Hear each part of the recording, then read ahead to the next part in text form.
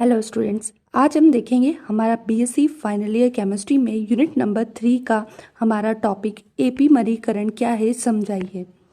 इसके पहले हमने कार्बोहाइड्रेट और उसका वर्गीकरण वाला टॉपिक देख लिया था। आई होप आप लोगों को क्लियर हो गया होगा। तो आज का बहुत ही इंपॉर्टेंट टॉपिक है हमारा, जिसका नाम है एपीमरीकरण क्या है। ये क्वेश्चन आपको एग्जाम में इस तरह से भी आ सकता है, ग्लूकोज से मेनोज कैसे प्राप्त करेंगे, है ना। जब हम ग्लूकोज से मेनोज बनाते हैं तो इस विधि को हम एपीमरीकरण कहते हैं। तो ये दोनों तरह से जो क्वेश्चन है वो एग्जाम में आ सकता है। तो फटाफट से स्टार्ट करते हैं। एक एपीमर का दूसरे एपीमर में परिवर्तन एपीमरीकरण कहलाता है। यानी एक एपीमर जब दूसरे एपीमर में परिवर्तित होता है तो उस विधि को ही हम क्या बोलते हैं, एपीमरीकरण कहते हैं। आगे लिखा है ग्लूकोज का मेनोज में परिवर्तन एपीमर का उदाहरण है। यानी ग्लूकोज से जब हम मेनोज बनाते हैं तो ये एपीमर के उदाहरण के अंदर ही आता है। क्लियर।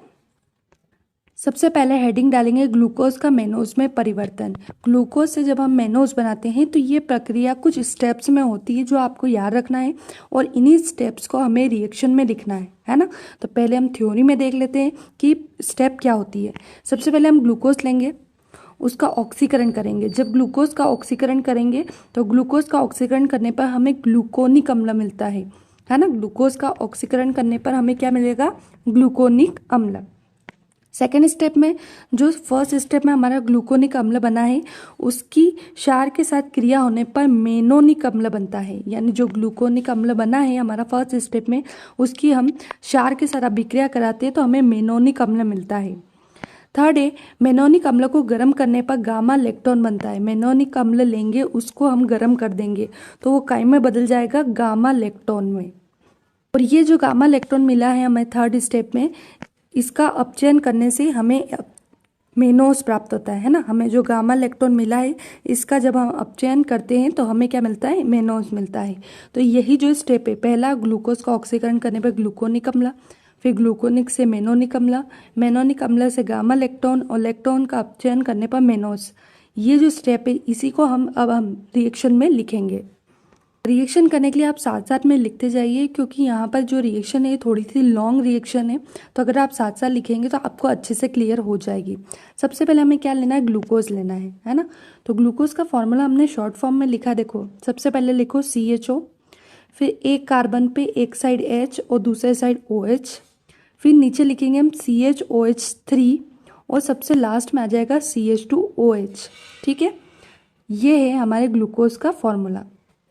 अब हमने थ्योरी में देखा था कि ग्लूकोज का ऑक्सीकरण करना है, तो ऑक्सीकरण करने के लिए हमने एरो लगाकर यहाँ पे लिख दिया ऑक्सीजन। तो ग्लूकोज काय में बदल जाएगा, ग्लूकोनिक अम्ल में। तो कुछ नहीं करना है, देखो ये वाला पार्ट यहाँ एज इट इज लिख दो, ये वाला पार्ट यहाँ एज इट इज लिख दो, ये वाला पार्ट यहाँ एज इट इज लिख दो। ठीक है, और ये जो एक ऑक्सीजन हमने लिया है यहाँ ऑक्सीकरण करने के लिए, इसको यहाँ पर ऐड कर दो। ठीक है, तो ये हो जाएगा CHO की जगह COOH, एक ऑक्सीजन CHO में ऐड हो जाएगा, ये बन जाएगा हमारा ग्लूकोनिक अम्ल। अब हम क्या करेंगे, ग्लूकोनिक अम्ल से मेनोनिक अम्ल बनाने के लिए इसमें क्षार मिलाएंगे। ये हमारा ग्लूकोनिक अम्ल है, इसमें हम क्षार मिलाएंगे, इसे गर्म करेंगे। कितने तापमान पर, 140 से 150 पर। ठीक है, तो हमें क्या मिलेगा, मेनोनिक अम्ल। कैसे मिलेगा वो देखना। सबसे पहले ग्लूकोनिक अम्ल लिख के एरो लगा दो इस तरह से, उस पर एंगल बना दो जो कि हमारे तापमान को दर्शाता है, 140 से 150 लिख दो। अब आपको क्या करना है, ये COOH आप एज इट इज लिख दो। अब ये वाला जो है इसको उल्टा कर देना। उल्टा कर देना मतलब H को लेफ्ट में लिख दो, OH को राइट में लिख दो, है ना। H को उधर ले जाओ, OH को इधर ले आओ। फिर third CHOH3 as it is लिख दो और CH2OH एज इट इज लिख दो। क्लियर, कुछ नहीं करा है, बस इसको हमने उल्टा कर दिया है, बाकी पूरा एज इट इज रहेगा। नेक्स्ट स्टेप में हम क्या करेंगे, मेनोनिक अम्ल को पूरा ओपन करके लिखेंगे, है ना। ये वाली जो स्टेप है ये देखना है, ये यहाँ से ये ऐसे जाएगी। इसमें हमको क्या करना है, मेनोनिक अम्ल को ओपन करना है। तो देखो COOH तो आपका एज इट इज रहेगा। ठीक है, इसके बाद ये HOH जो सेकेंड नंबर का था ये भी आपका एज इट इज रहेगा। अब ये जो 3 CHOH3 थे, है ना, इनको तीनों को ओपन करना है। कि एक HOH को तो आप ऊपर वाला जो फर्स्ट वाला कार्बन था एज इट इज लिखोगे, और बाकी के नीचे के जो सी है उसके एच ओ एच को अपोजिट साइड में लिखोगे, यानी ऊपर के एच इस साइड थे तो नीचे के एच इस साइड आ जाएंगे और ओ एच इस साइड आ जाएंगे, और सबसे लास्ट में आपका CH2OH एज इट इज़ रहेगा। क्लियर हो गया ना क्या करना है? COOH एज इट इज़ लिखना है, ये HOH आपको एज इट इज़ लिखना है। इसके बाद ये जो CHOH है इसमें पहला CHOH पहले वाले कार्बन जैसा ऊपर वाले जैसा लिखना है, और बाकी के दो कार्बन जो है उसके HOH अपोजिट लिखना है, नीचे का CH2OH एज इट इज़ लिखना है। क्लियर? अब हमने ऐसा क्यों करा? आप लोग बोलोगे कि मैम आपने हमें ऐसा क्यों बताया? क्योंकि आगे की रिएक्शन हमें थोड़ी सी ईजी करना थी, वो इसलिए हमने मेनोनिक अम्ल को ओपन फॉर्म में लिखा है। ठीक है, तो अब आगे बढ़ते हैं। ये मैंने स्क्रीन को थोड़ा छोटा कर दिया है, आप लोग अपनी कॉपी में पूरा लिखते जाइए जैसा मैंने बताया है। क्लियर? तो यहाँ पे क्या करना है, इसे अब हम गर्म करेंगे, है ना। ये इधर देखो, इधर एरो लगा हुआ है, तो ये यहाँ पर हम इसे गर्म करेंगे जिससे इसका H2O निकलेगा और ये गामा लेक्टोन में बदल जाएगा, है ना। तो कैसे गर्म करोगे देखना, जब हम इसे गर्म करेंगे तो इसमें से H2O कहाँ से निकलेगा, ये COOH में से OH, और ये यहाँ पे आ जाओ 1, ये 2, ये 3, फोर्थ नंबर का कार्बन का H, याद रखना सबसे ऊपर का OH और फोर्थ नंबर के कार्बन का H और OH निकाल दो तो ये बन जाएगा आपका H2O, जो कि माइनस से हमने बाहर कर दिया है। अब क्या करेंगे देखना, अब हमारे पास यहाँ पे क्या बचा है, देखो OH गया तो क्या बचा, CO बचा। फिर ये वाला कार्बन हमने एज इट इज़ लिख दिया, ये वाला कार्बन हमने एज इट इज़ लिख दिया। ये वाला जो कार्बन है इसमें CH तो एज इट इज़ है, ये रहा CH, है ना। ये H निकल गया है, अब क्या बचा है, इस H का O बचा हुआ है। तो ये जो O है इसको हम ऊपर जो CO है उससे जोड़ के इस तरह से लिख देंगे, है ना। क्योंकि देखो ऊपर वाले में से भी OH गया है और नीचे वाले में से हमारे पास H गया है, तो ये जो O होगा फोर्थ नंबर का, ये इस तरह से हम ऊपर वाले CO से जोड़ के लिख देंगे, तो ये आपका ऐसा स्ट्रक्चर बन जाएगा। उसके बाद नीचे का कार्बन आपका एज इट इज़ आ जाएगा, HOH वाला, इसमें कोई चेंज नहीं है, और CH2OH भी आपका एज इट इज़ आ जाएगा। तो इस तरह से आपका गामा लेक्टोन बनेगा।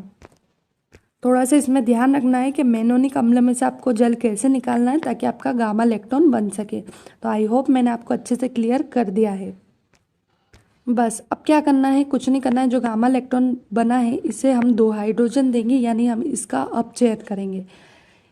इस अपचयन में ये जो 2 हाइड्रोजन है, इन 2 हाइड्रोजन में से एक हाइड्रोजन जाएगा आपका ऊपर वाले CO के पास और एक हाइड्रोजन जाएगा आपका इस कार्बन के पास, जो फोर्थ नंबर वाला कार्बन था जिसने अपना ऑक्सीजन दिया था।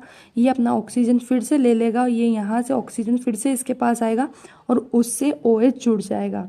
तो क्या बनेगा देखो, देखो क्या बोला मैंने, एक हाइड्रोजन इसको मिल जाएगा तो ये बन जाएगा CHO, है ना। इसके बाद ये CHOH आपका एज इट इज़ रहेगा, ये हमने लिख दिया है।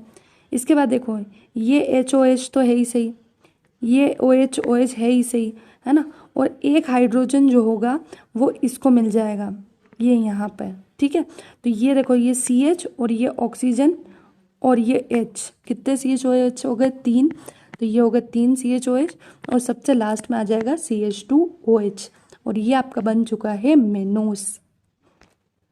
तो इस तरह से जब आपका पूरा एपीमरीकरण खत्म हो जाएगा तो आपको अपनी रिएक्शन इस तरह से दिखाई देगी। आप एक बार कॉपी में चेक कर लें, आपको क्लियर हो गई है। फर्स्ट, सेकेंड, है ना, third, fourth, fifth, sixth form में मैंने ये रिएक्शन लिखी है ताकि आपको अच्छे से क्लियर हो जाए। तो आई होप आपको एपीमरीकरण की थ्योरी व रिएक्शन अच्छे से क्लियर हो गई होगी।